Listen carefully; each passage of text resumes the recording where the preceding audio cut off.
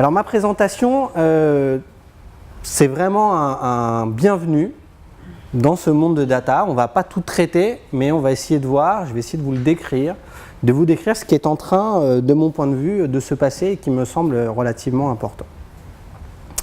Alors le premier point, c'est que l'angle que j'ai voulu développer avec vous ce soir, c'est effectivement de prendre l'angle de la data. Parce qu'en fait, dès qu'on parle de data, de données, on parle de data toujours avec un qualificatif, avec un adjectif. Est-ce que la data, elle est big? Est-ce qu'elle est open? Est-ce qu'elle est personnelle? Est-ce qu'elle est collaborative? Il y a toujours ces angles-là, et dans chacun de ces domaines-là, vous allez trouver un certain nombre de questions. Et moi, ce que j'ai voulu essayer de faire, c'est de regarder quelles étaient les questions qui étaient communes. Qu'est-ce qu'il y a de commun entre tout ça, entre tous ces éléments? Et donc, ce sera l'objet de mon intervention de ce soir, de vous expliquer ce que ça a de commun. Donc, on va s'intéresser à la data, à la donnée en tant que telle. Alors, la première question que je voudrais traiter avec vous, elle est assez simple, mais comment on en est arrivé là? Comment on en est arrivé là? Alors à quoi on est arrivé? On en est arrivé au fait que c'est très difficile aujourd'hui d'ouvrir un magazine sans entendre parler de big data, des promesses, des périls. C'est très difficile d'avoir une discussion sans qu'on vous parle de données personnelles. Alors, on est vraiment arrivé sur quelque chose qui est relativement prégnant dans la société, ces questions autour des données. Alors comment on en est arrivé là? Il y a un premier point de repère, moi, qui me semble important, c'est celui-là. Alors 1984, ça vous évoque peut-être quelque chose? Bien sûr, ce roman d'anticipation, Big Data, Big Brother, voilà, on est bien dans cette idée-là. Et bien 84, pour moi, c'est pas l'année éponyme du roman, c'est autre chose. Alors qu'est-ce que c'est cette autre chose? C'est ça. Alors je vous ai mis l'article en anglais qui décrit un peu le procédé, mais 1984, c'est la création en France du réseau Sentinelle. Le réseau Sentinelle qui existe encore aujourd'hui, le principe c'est de demander à des médecins d'assurer une veille épidémiologique. Donc à l'époque, je n'ai pas résisté à l'envie de vous montrer le mécanisme et l'ampleur des moyens dont ils disposaient à l'époque, puisqu'à l'époque on parle de 3 ordinateurs reliés en réseau, le plus gros des 3 disposant d'un disque dur de 40 mégabits. Donc on est dans du lourd, en tout cas pour l'époque. Et en 84, donc, les premiers tests du réseau Sentinelle, c'est une 50aine de médecins qui se connectent via le Minitel. Difficile de venir à Nantes sans parler quand même dans l'ouest du Minitel, puisque c'est ici que c'est né. Donc ils se connectent via le Minitel et ils doivent dire toutes les semaines tous les cas de gens qu'ils ont vus qui avaient un certain nombre d'épidémies, notamment de la grippe. D'accord ? Donc le réseau Sentinelle, il naît en 1984 et c'est un point qui est vraiment important parce qu'à l'époque, c'est l'un des premiers usages de la donnée un peu massive de surveillance épidémiologique. Alors le réseau Sentinelle, il existe toujours. Il mesure par exemple l'influence du syndrome grippal. Alors, vous pouvez voir par exemple cette semaine, activité faible en France. La semaine dernière, le taux d'incidence des cas de syndrome grippaux vu en consultation de médecine générale, 28 cas pour 100 000 habitants. Donc en gros, c'était tout à fait sûr de se déplacer en France l'an dernier, ou en tout cas cette semaine, en tout cas par rapport à la grippe. Donc Sentinelle mesure ça et le fait toujours. Alors maintenant, ce n'est plus des médecins qui sont connectés à des Minitel, c'est 1500 médecins qui se connectent via Internet, mais globalement, le dispositif reste le même. Donc ça, c'est 1984. On va avancer dans le temps, puis on arrive en 2008. Et en 2008, il y a des gens qui n'ont rien à voir avec le milieu de la médecine, qui commencent à s'intéresser à la question du suivi épidémiologique. Alors ces gens, vous les connaissez, parce que c'est impossible de parler de numérique sans parler de cette société, et c'est la société Google. Donc à partir de 2008, Google développe un programme de suivi de la grippe, que vous connaissez sans doute, qui s'appelle Google Flu Trends, et qui est basé en fait sur l'analyse des mots-clés que vous allez taper dans le moteur de recherche. Comment ça marche? Pour faire très simple, si vous tapez nez qui gratte, ou gorge qui gratte, nez qui coule, ou paracétamol, vitamine C, on va estimer que vous avez peut-être une probabilité de souffrir d'un syndrome grippal. D'accord ? Donc Google a développé un algorithme qui prend en entrée les mots-clés, les requêtes tapées par les utilisateurs. D'accord ? avec des résultats qui pendant longtemps ont été tout à fait intéressants. Alors pourquoi je vous ai parlé de ces deux exemples de 2008 pour Google Flux Trends et de 84 pour Sentinel? Parce qu'en fait, ce qui s'est passé entre les deux, c'est exactement ce qui s'est passé dans le domaine de la donnée elle-même. Après tout, si on regarde les deux systèmes, ils ont la même vocation. Première vocation, c'est de suivre le plus finement possible, puisque et Sentinel et Google Flux Trends vous donnent des infos dans votre région, pas simplement au niveau national, mais dans votre région. Je prends la Bretagne, je prends l'Île-de-France, ça peut vous dire précisément le nombre, l'influence, l'incidence des cas de grippe. Alors, quand même, ces deux projets ont la même finalité, mais tous les opposent. Les données qu'ils utilisent, est-ce que je m'appuie sur des médecins ou est-ce que je m'appuie sur des gens, des internautes qui tapent des mots-clés? Ils s'appuient et ils diffèrent aussi sur le type de données qu'on utilise. Ils diffèrent sur l'acteur qu'ils portent. D'un côté, vous avez l'institution, l'INSERM, Institut de recherche médicale, l'État, les universités. De l'autre côté, vous avez une entreprise privée. Ils diffèrent aussi selon la finalité. Quelque part, quand un médecin, vous allez voir le médecin et qu'il vous diagnostique une grippe, eh ben on est bien dans la finalité de faire du suivi épidémiologique. Quand vous tapez quelque chose sur Google, vous n'imaginez pas, ou en tout cas vous n'y allez pas pour signaler à Google que peut-être vous avez la grippe. D'accord ? Donc ces deux systèmes, ils répondent à peu près aux mêmes enjeux, mais ils sont extrêmement différents à la fois sur qui les porte, la finalité, la source de données. Et finalement, si on regarde ce qui s'est passé, et à mon avis, les décalages entre les deux systèmes en est bien l'illustration, qu'est-ce qui s'est passé pendant ces 30 ans qui nous séparent de 1984 à 2014? C'est qu'on est passé d'une situation où la donnée est un produit de luxe à une situation où aujourd'hui la donnée est devenue peu à peu une commodité. D'accord? Et ça, c'est vraiment un changement qui est très important.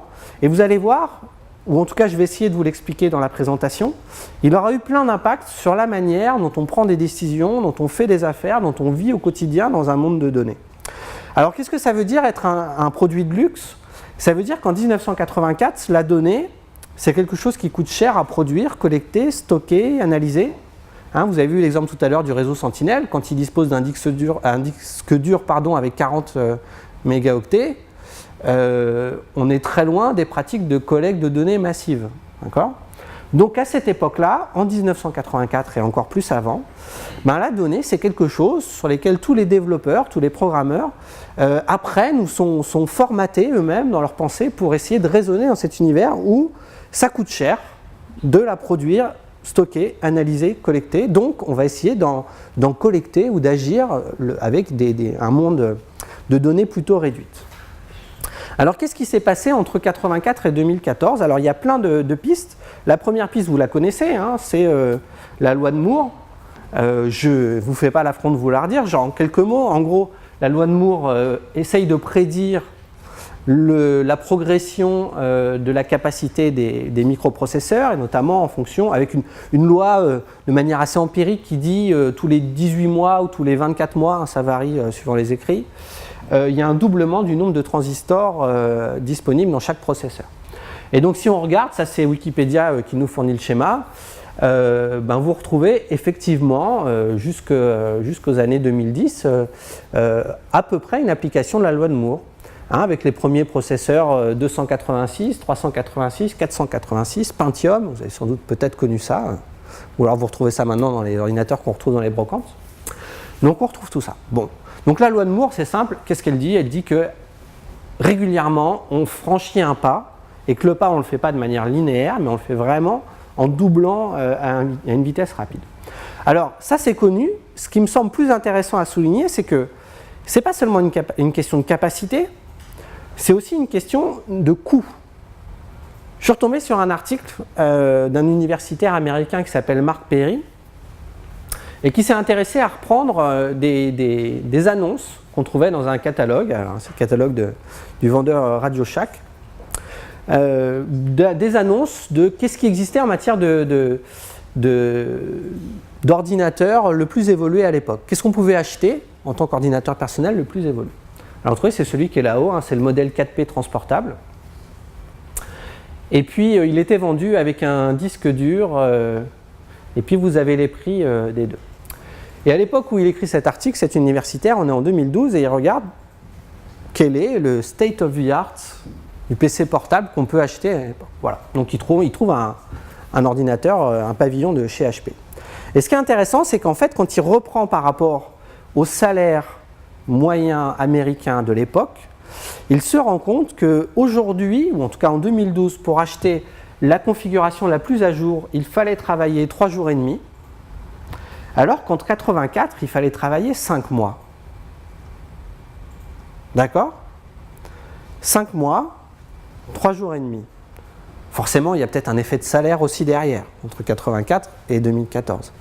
Mais ce qui est important de comprendre, c'est qu'on n'est pas simplement dans un univers où les systèmes sont de plus en plus capables, on est aussi dans un univers où le rapport entre le coût et la performance a agi à peu près dans les mêmes proportions.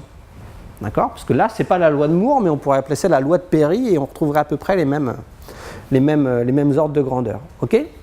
Cette amélioration du rapport coût-performance, dans la donnée, on va le trouver partout. On va le trouver en matière de capacité de stockage, on va le retrouver en matière de capacité d'analyse, on va le retrouver en matière de coût de gestion des bases de données, on retrouve toujours la même chose.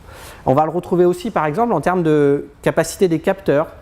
En termes de gain d'énergie, aujourd'hui, voilà, avoir des systèmes qui sont autonomes tant d'heures, ça coûte à peu près dans les mêmes proportions, on va toujours retrouver le même ratio. D'accord ? Donc ça, c'est important parce qu'entre 84 et 2014, c'est tout ça qui est en œuvre. Pas simplement mieux, mais mieux pour moins cher. Et ça explique, avec beaucoup d'autres facteurs que je ne vais pas développer ce soir, que la donnée soit devenue, quelque part, une quasi-commodité. Pas toutes les données, mais une grande partie des données sont devenues des quasi-commodités. Ce que j'appelle une commodité, c'est quelque chose qui n'a pas ou qui n'a plus ce caractère de rareté que ça pouvait avoir avant. D'accord ? Alors ça a eu plein d'impacts. Alors ça nous amène effectivement à la question de cette émergence de ce qu'on a appelé le big data, des données massives ou des données, des mégadonnées selon la terminologie officielle. Et on voit bien que ces big data aujourd'hui sont essentiellement considérés sous l'angle du volume des données qui sont générées. Alors là je vous ai reproduit une petite infographie publiée dans le magazine Wired et qui vous donne, qui vous met en relation un peu les volumes de données. Donc le plus gros, la partie violette que vous voyez, c'est le poids des emails business envoyés chaque année. Ça c'est le drame des pièces jointes. D'accord ? En dessous, vous avez en jaune, ça c'est le volume représenté par tous les contenus uploadés sur Facebook chaque année. Ça c'est l'index de recherche de Google, et ainsi de suite, et ainsi de suite. Et puis la petite planète là, qui est toute petite, c'est le volume représenté par tous les tweets envoyés en 2012. D'accord ? Je vais souligner ça parce que je pense qu'il y a une autre information derrière ça.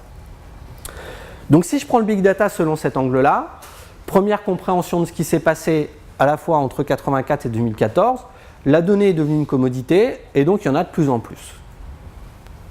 Et c'est ça que je voudrais essayer de remettre un peu en question avec vous maintenant, c'est de dire, moi je pense que ce qui caractérise ces phénomènes aujourd'hui, c'est pas seulement le plus de données. Ouais. C'est pas seulement qu'il y en a plus, c'est pas seulement que ces données soient big.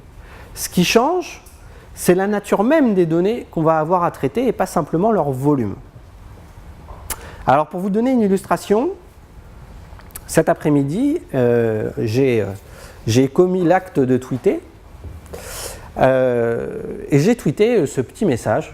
Rendez-vous ce soir à Nantes pour une masterclass, bienvenue dans un monde de data avec le lien. J'ai fait ça comme des millions de personnes le font chaque jour.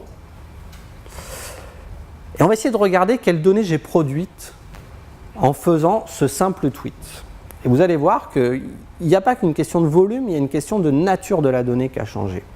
Alors pour faire très simple, qu'est-ce qu'il y a dans mon tweet ? Tout le monde ici connaît bien Twitter, j'imagine. Un grand nombre d'entre vous doivent même avoir un compte Twitter. Il y a des données qui sont liées au compte. Ça c'est moi, ça c'est mon petit avatar. Il y a du texte, il y a des mots-clés, des mots-clics pour les Québécois, des hashtags pour le reste du monde. Le dièse Nantes, dièse thème, dièse data. Et puis il y a des données liées à la localisation. Donc il y a un petit point là, qui vous indique que ce tweet a été posté là. Ça marche ? Ça, on va dire que c'est ce qui pourrait relever des données que j'ai produites de manière relativement intentionnelle. On ne m'a pas forcé, on ne m'a pas mis un couteau dans le dos disant écris un tweet sur le fait que tu viens ce soir. D'accord ? Ça, c'est de l'intentionnel.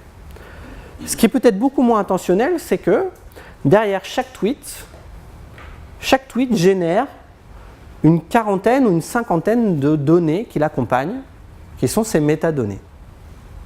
Quand vous allez dans l'API de Twitter, en fait, Twitter vous offre un accès à peu près une cinquantaine de métadonnées pour chaque tweet qui est posté.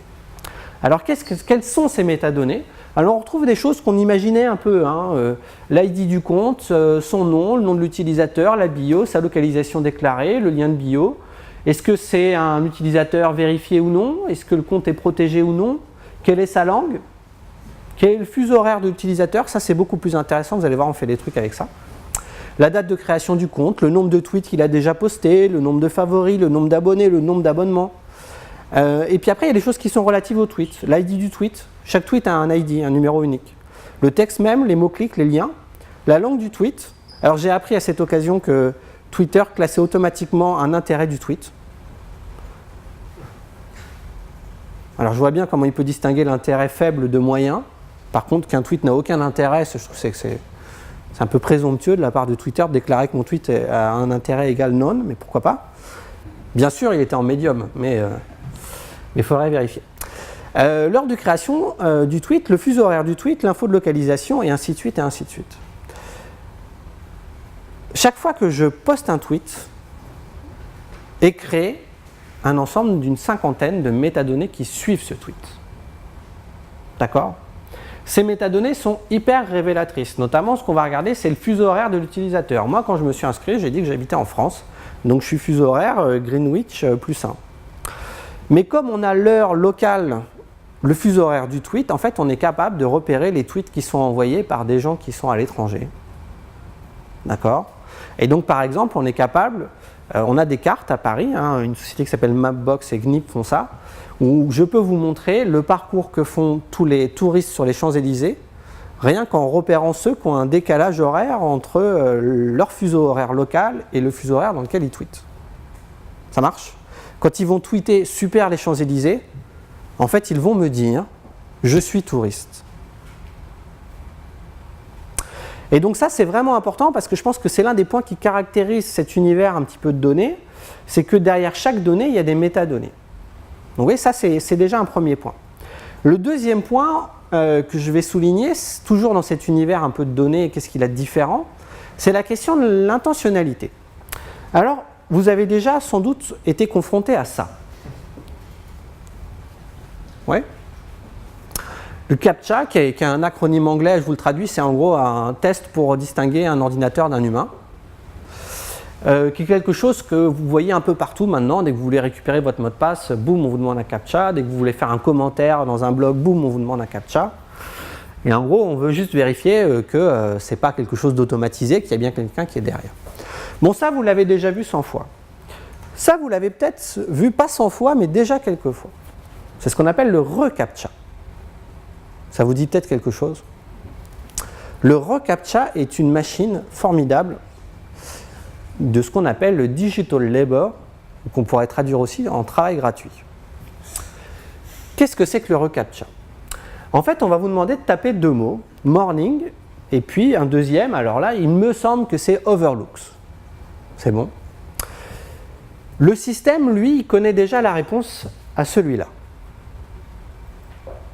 C'est bon ? Si vous tapez morning, il va dire « Ok, je te laisse passer ». Par contre, ce qui l'intéresse, c'est que vous deviniez celui-là. Parce que ça, en fait, il ne sait pas ce que ça veut dire, le système. Ce qu'on va faire, c'est qu'on va dire, si j'ai 5 personnes qui tapent overlooks, je vais dire que, a priori, ce qui avait marqué là, cette image, ça s'appelle overlooks. C'est bon ? Quand vous serez confronté à un reCAPTCHA, essayez la prochaine fois, tapez morning et n'importe quoi derrière, ça marchera quand même. Ok ? Donc ce système-là, il a été inventé par des universitaires, Google l'a racheté et l'a redéployé derrière. Alors c'est assez marrant parce que ça vous est plutôt présenté avec la baseline Stop Spam, Read Books. Donc on est dans un projet qui est tout ce qu'il y a de plus philanthropique puisqu'il s'agit quand même de numériser des livres. Mais ce système, on va le trouver dans plein d'autres trucs. Par exemple, là, vous connaissez Google Street View. Donc là, je suis dans une rue de Paris. Et puis la voiture Google passe, la Google Car passe. Enfin, c'est pas la Google Car. Google Car maintenant, c'est autre chose. Mais en tout cas, la voiture Google passe et puis elle prend des photos comme ça de tout ce qu'il y a autour d'elle. Bon.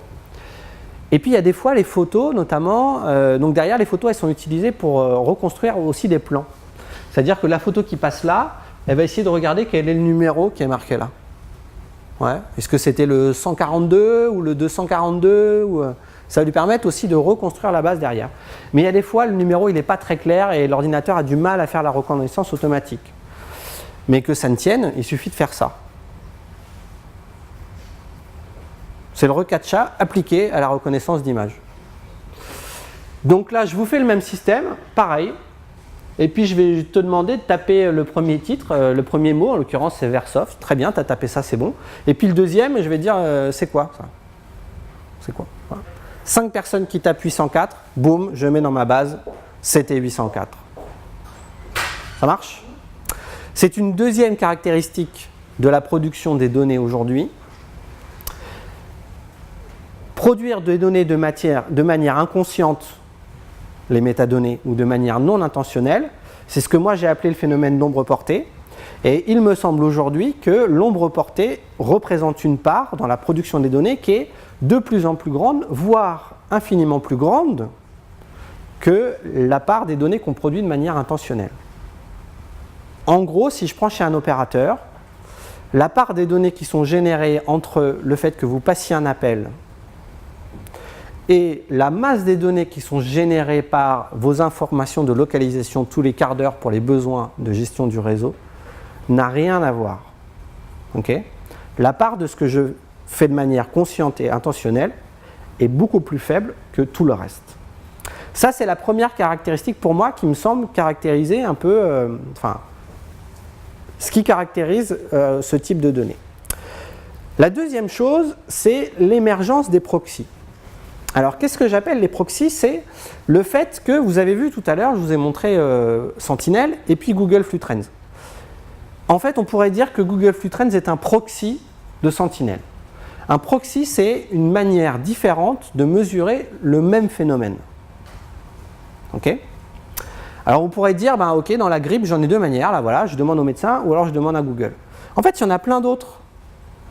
Vous avez une société qui s'appelle Celtifarm, qui a un accord avec 4000 pharmacies, et les 4000 pharmacies remontent de manière anonymisée 2 fois par jour tous les achats qui sont faits en pharmacie.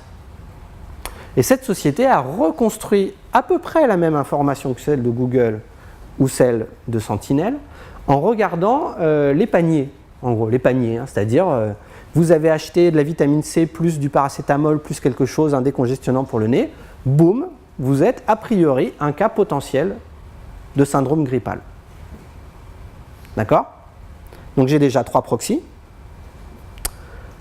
Il y a une autre société qui s'appelle Seekweaver qui s'intéresse à analyser les messages sur les réseaux sociaux pour essayer de voir aussi si dans les messages on n'arrive pas à détecter ce type de phénomène-là.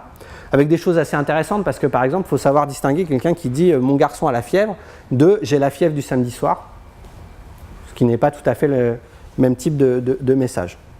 Et donc on a ce phénomène d'émergence des proxys qui a contribué en fait aussi au fait de dire la donnée n'est plus un bien rare.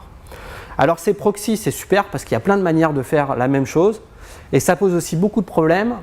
C'est que face à cette abondance, face à cette profusion, on a la confusion de se dire mais quelle est la bonne mesure? Finalement si j'en ai qu'un qui mesure le syndrome grippal, ça va. Qui se trompe ou qui ne se trompe pas, il n'y a qu'une mesure. Si j'en ai plusieurs, comment on va mesurer les choses? Et ça a été particulièrement vrai dans le cas de Google Flux Trends, puisqu'à la fin de l'année 2012, un certain nombre d'observateurs se sont mis à voir que jusqu'ici, l'algorithme de Google, qui avait très bien fonctionné pendant les 3 premières années, s'était mis à partir complètement en vrille.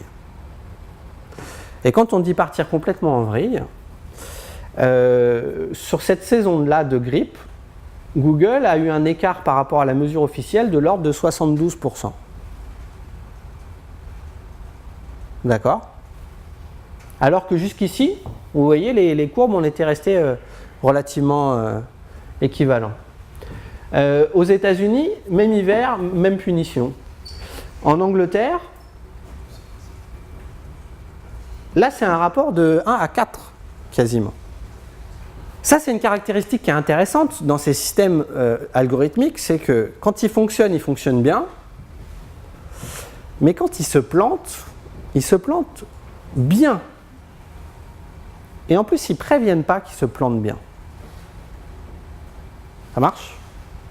Et ça doit quand même aussi nous faire réfléchir parce que, imaginons qu'on ait dit au bout de 3 années d'expérience, mais finalement, pourquoi on demande aux médecins ce truc-là, c'est débile, on n'a qu'à confier ça, on n'a qu'à faire de l'algorithmique avec Google et puis on va arriver à mesurer quelque chose. Imaginons que j'ai supprimé cette mesure-là et que j'ai pu garder que celle-là. Mon algorithme, il n'a jamais prévenu qu'il était en train de partir en vrille. Il ne l'a jamais dit. D'accord ? Eh bien, vivre dans un monde de données, ça va aussi avoir cette capacité à avoir des proxys, mais tout en chaque fois en disant « mais quel est le bon et quel est le degré de confiance que je peux accorder à mon proxy ?» Donc ça, c'était sur ma première partie. Je voulais juste vous faire toucher du doigt le fait que dans Big Data, on entend plus de données, alors que je pense que fondamentalement, ce qui change, ce n'est pas simplement le plus de données, mais c'est des données différentes, produites de manière différente, qui ne sont pas structurées, qui le sont beaucoup moins, et qu'on est vraiment dans d'autres types de données et pas simplement dans les données que jusqu'ici on traitait habituellement. Alors le deuxième point, c'est plutôt de s'intéresser à quelle est la valeur de ces données. Comment je vais pouvoir les caractériser, ces données. Alors, il s'avère qu'avec un compère, Louis-David Benayer, on est en train d'écrire un bouquin là-dessus, qui sort en début d'année prochaine, qui s'appelle Datanomics, et on a retravaillé sur plusieurs hypothèses. La première hypothèse, vous allez voir, c'est celle que vous avez déjà entendue 100 fois, qui est de dire la donnée, c'est une matière première. Et notamment, la donnée, c'est du pétrole. D'accord ? Allez dans Google, tapez « Data is the new », puis vous attendez de voir ce qu'il vous suggère. Vous verrez, il vous suggère la donnée, le nouveau pétrole. Alors, est-ce que la donnée est vraiment le nouveau pétrole ? Alors ça, c'est intéressant parce que, prenons un peu les choses, on va regarder. Qu'est-ce qui distingue la donnée du pétrole ? Alors, le pétrole, déjà, vous savez, c'est une énergie qui n'est pas renouvelable et c'est une énergie qui a tendance à disparaître. En tout cas, la plupart des gens sont convaincus, et des scientifiques aussi, que le pétrole, ça va en diminuant. Pas tout à fait comme la donnée. La donnée, ça va plutôt en accélérant. Premier point. Le deuxième point, c'est qu'avec le même litre d'essence, vous ne pouvez pas faire rouler 2 voitures. Avec la même donnée, je peux très bien faire tourner 1000 applis en même temps. Ouais. Le troisième point, c'est que si vous avez utilisé le litre d'essence pour faire rouler votre voiture, une fois que la voiture a roulé, l'essence a disparu, laissant tout un tas de choses qui posent des problèmes à la planète, alors que la donnée, une fois que vous l'avez utilisée, elle n'a pas disparu, elle est toujours là. Donc pour toutes ces raisons-là, la donnée, ce n'est pas du pétrole. D'accord ? Et ça, c'est un point qui est vraiment important à répéter. Pour toutes ces caractéristiques-là, la donnée, ce n'est pas du pétrole. Alors la deuxième métaphore, elle est simple aussi, c'est celle de la mine d'or. Alors elle est peut-être plus intéressante parce que l'idée de la mine d'or veut dire autre chose. Alors là, vous voyez, mon or, il a déjà été bien travaillé. Hein. C'est pas la mine, c'est le lingot qui est travaillé derrière. Pourquoi c'est plus intéressant ? Parce que on retrouve peut-être l'idée que la donnée brute, ça vaut rien, mais la donnée raffinée, ça vaut plus. Ça, c'est peut-être pas complètement faux. Par contre, l'or, il a une autre caractéristique, c'est que ça fait beaucoup de sens d'être stocké de l'or. Vous allez à Paris, dans les sous-sols de la Banque de France, il y a quelques centaines de tonnes d'or, il y en a à peu près pour, je crois, 1400 milliards. Et ça fait sens de garder ça dans des sous-sols bien sécurisés. Ouais. La donnée, la stocker en tant que telle, c'est pas sûr que ça prenne beaucoup de valeur juste dans l'idée de la stocker. Cette valeur de thésaurisation de la donnée, c'est pas certain. Quand je dis c'est pas certain, je suis un peu prudent parce que ça veut pas dire jetons les données, mais ça veut dire bon, c'est pas le fait de les stocker qui leur donne de la valeur, quoi, hein. C'est dans le fait qu'elles circulent. Troisième métaphore, c'est celle du diamant brut. Alors la métaphore du diamant brut, elle est intéressante aussi parce qu'on est un peu toujours dans la même idée que vraiment celui qui fait de la valeur dans la donnée, c'est celui qui lui donne sa forme finale, et pas celui qui l'extrait à proprement parler. Pourquoi pas? En fait, ces 3 premières métaphores, elles ne sont pas valables si je regarde est-ce que la donnée c'est comme cette matière première-là. Par contre, elles sont intéressantes parce qu'elles sont mobilisatrices. C'est-à-dire que ça incite tout le monde à dire si la donnée c'est le nouveau pétrole, alors il faut qu'on y aille. Alors j'ai une 4e matière première que je vous propose, c'est le blé. Pourquoi le blé? En dehors du fait que le blé c'est l'argent. Désolé, ça c'est pour les francophones only. Pourquoi le blé? Parce que le blé c'est intéressant. Il a une caractéristique, c'est que moi j'ai jamais cultivé de blé, mais on m'a raconté que quand on cultive son blé, à la fin, quand on récolte son blé, on peut faire 2 choses, au moins 2 choses.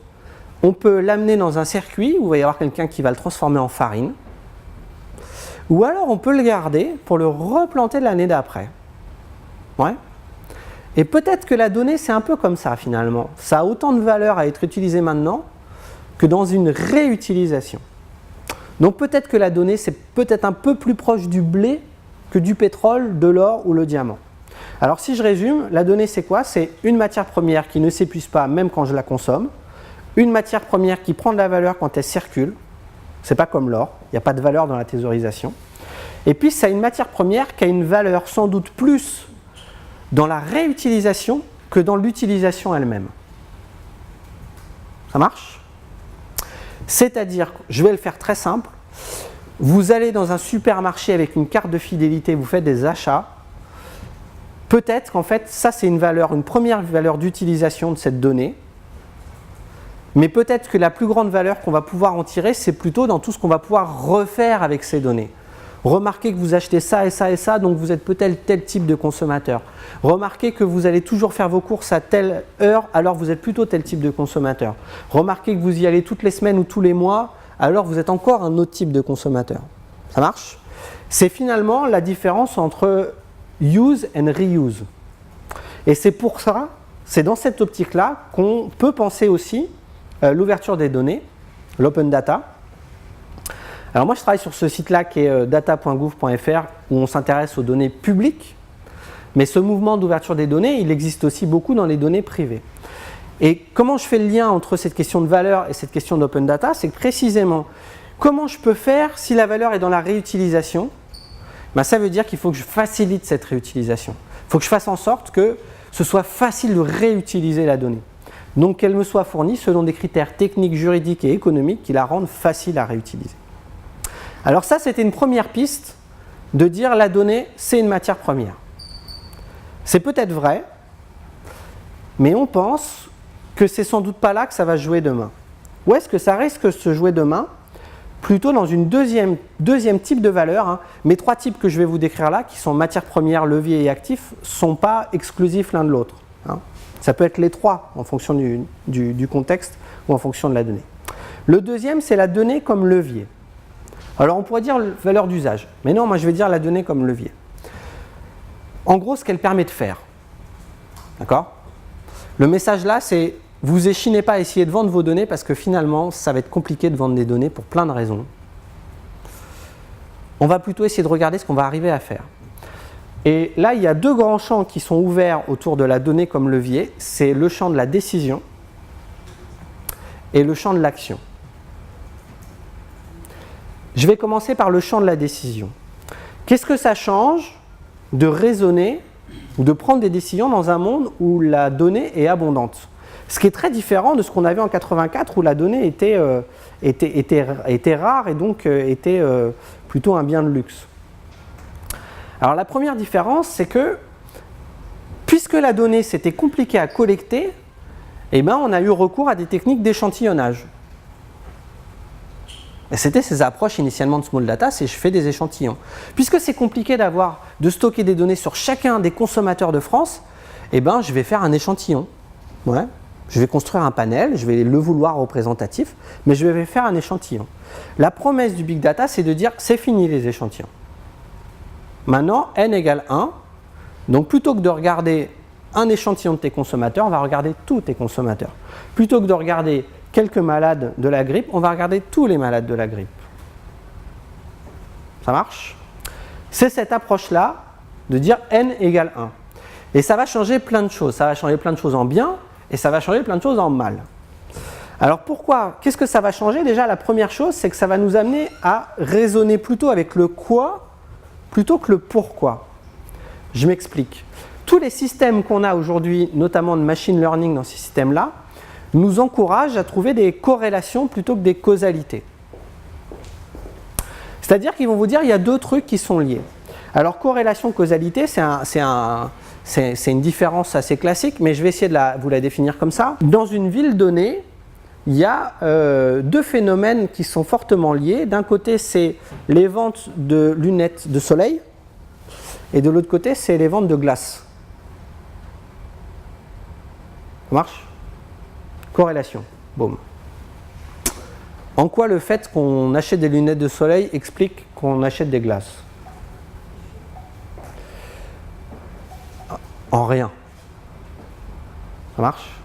Tous ces algorithmes nous amènent à raisonner en termes de corrélation. La causalité, ce serait de chercher quel est le point commun qui fait que... voilà.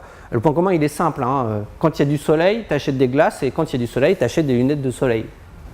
Okay? Mon exemple là, il est très con.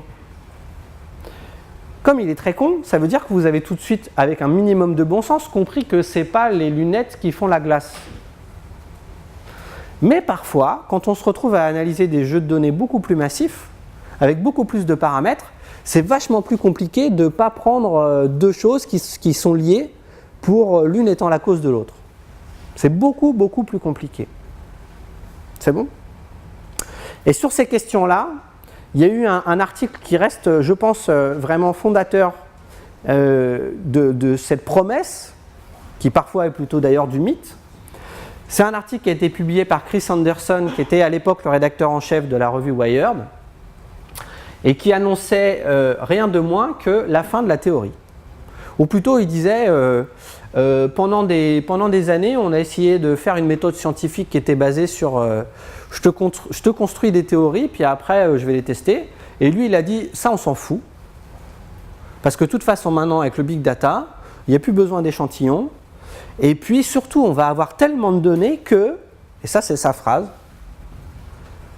avec suffisamment de données, les nombres vont parler par eux-mêmes. Ouais. En gros, cherche pas à essayer de construire une théorie et à la valider, mets tes données dans l'algorithme, dans les systèmes de machine learning et autres, et ça va te sortir une explication, ou plutôt, ça va te donner des corrélations. Alors, Anderson, il s'est fait allumer pour avoir écrit ça, c'était assez naïf, hein, faut bien le reconnaître. Mais ce qui est quand même intéressant, c'est quand il dit ça, il est vraiment dans l'idée que the bigger, the better, quoi. Plus il y a de données, mieux c'est, puisque à partir du moment où j'en aurai assez, alors là, elles vont parler d'elles-mêmes. Bon. Alors pourquoi il s'est fait allumer? C'est parce que précisément, tout le monde l'a ramené là-dessus, en lui disant Chris, c'est pas parce que tu trouves de la corrélation que tu as expliqué les choses. Et finalement, vous savez, la science, ça suffit pas de savoir dire quand il y a ça, il y a ça. La science, c'est d'être capable d'expliquer pourquoi. Mais Anderson, il est assez malin dans l'article, et je vous invite à le lire, parce qu'il est vraiment passionnant, cet article.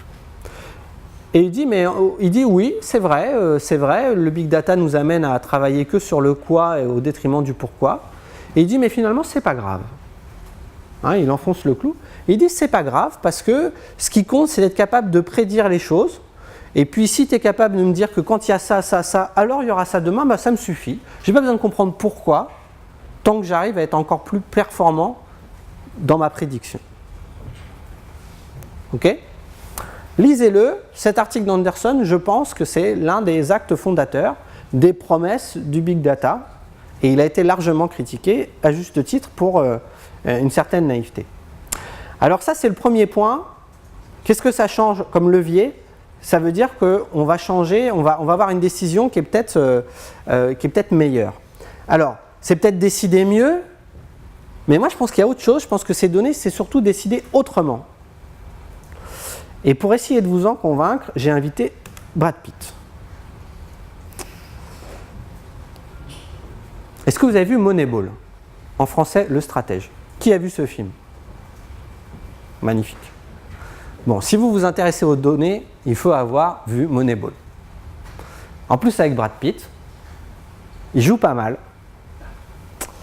Et le film est sympa. Je vous le raconte? Ok. Spoiler. L'instant spoiler. Pas la fin. Ah non, pas la fin. Non, ce qui est intéressant, c'est que c'est basé sur une histoire vraie, forcément.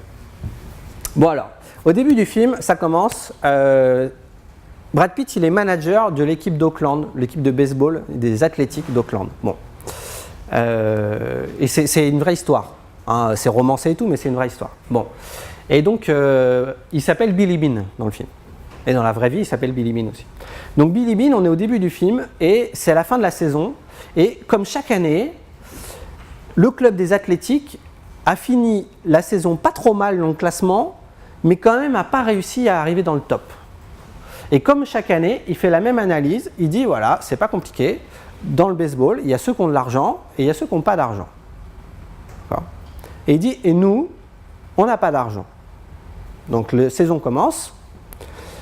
Et comme chaque saison, tous ces meilleurs joueurs se font recruter par des clubs qui ont plus d'argent. Et donc il dit, moi je suis le donneur d'organes. C'est-à-dire chaque année, on fait une bonne saison.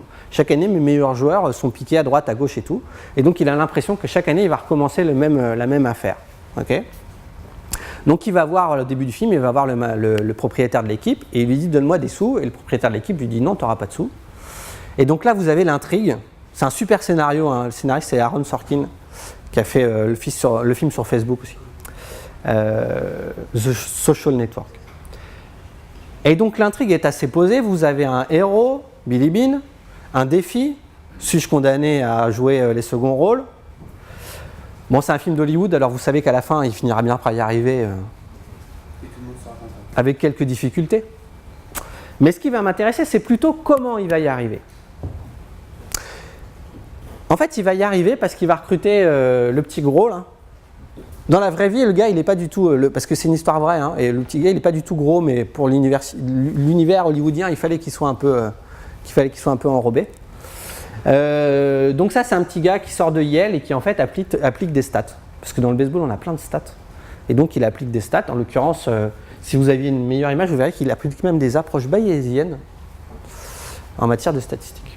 Bon, il applique des stats, et en gros, il dit, voilà, il arrive à reconcevoir un peu qu'est-ce qui fait qu'une équipe peut gagner le championnat. Et il y a une scène qui est exceptionnelle dans ce film. Je vous raconte juste la scène, je vous laisse tout le reste du film. Il y a plein d'autres trucs dans le film. Il y a une scène où Billy Beane se retrouve devant son staff technique, où ils sont en train de dire quels sont les joueurs qu'ils vont recruter. Donc chacun des agents du staff technique propose un nom. Dit, moi je propose qu'on embauche machin. Pourquoi tu proposes qu'on embauche machin? Bah parce que il tire bien, enfin il a tel geste qui est intéressant, Et puis il y a un gars qui dit, non, moi je veux pas de machin. Je veux pas de machin parce que sa copine est moche. Donc là, tout le monde le regarde, sa copine est moche. Quel est le rapport? Et il répond, si sa copine est moche, c'est qu'il n'a pas confiance en lui. Ça marche? Et donc là, Brad Pitt, quand même, s'insurge et dit, ça suffit vos blagues, c'est pas une manière de prendre des décisions. Je veux pas entendre d'histoire comme ça. On va changer notre process de décision. Ça marche? Et il le fait avec des données. Pourquoi je vous raconte l'histoire de Billy Beane? Parce qu'en fait, vous voyez bien que les données, avant de lui permettre de prendre les bonnes décisions, c'est ça, ça va lui permettre de changer la manière dont il prend les décisions. C'est le changement du mode de précision lui-même. Ok? Et ça, on pourra le retrouver partout. Bref, allez voir Moneyball, il est disponible, ça s'appelle Le Stratège en français. Et je ne touche aucun droit à chaque fois que vous verrez le film, donc allez-y gaiement. Donc pour finir, je vous ai parlé de la donnée comme matière première, la donnée comme levier, et puis un dernier exemple où on va s'intéresser à la donnée comme actif, et je finirai là-dessus. C'est de dire, il y a des données que ça ne fait pas sens de vendre, qui ne sont pas tellement pertinentes, ou on va dire où l'effet le plus intéressant, ce n'est pas d'être dans le levier, mais c'est le fait de les posséder. C'est la notion d'actif, c'est la donnée comme actif stratégique. Il y a des acteurs aujourd'hui qui ont utilisé la donnée un petit peu comme un cheval de Troie pour attaquer des nouveaux secteurs. Il y en a plein qui ont fait ça. Et j'en ai trouvé un, alors j'aurais pu en prendre plein d'exemples, j'en ai pris juste un parce qu'il vient de ce matin. Ce matin, il y a un article qui est sorti qui dit que Coyote se lance dans l'assurance automobile. Coyote, je ne sais pas si vous voyez, c'est un fabricant d'avertisseurs de radar. Alors, ils n'ont plus le droit de faire d'avertisseurs de radar, donc maintenant, ça a changé de... Voilà, ça s'appelle un système d'aide à la conduite. En gros, ça vous dit les radars. Coyote s'est mis à vendre des contrats d'assurance. Et donc c'est un article du journal L'Argus de l'assurance, et les 2 dernières phrases, je ne vous ai pas reproduites, mais dit « Par ailleurs, Coyote étudie la possibilité de faire des tarifications en fonction du profil de son client. » Bah ouais. Bah ouais. Finalement, je suis une société qui collecte des données sur des clients, donc je sais qui vous êtes, je sais où sont les zones de danger, je sais combien de fois vous les avez dépassées. C'est quand même des super données pour faire un calcul de risque. Or, le calcul de risque, c'est la base du business de l'assurance. Ça marche? Pour moi, ça, c'est de la donnée comme actif stratégique. C'est le fait d'avoir accès à une donnée, ça me permet de sauter sur le marché du voisin. Voilà. Et il y a plein d'autres exemples. Bon, bah merci beaucoup. Merci à vous.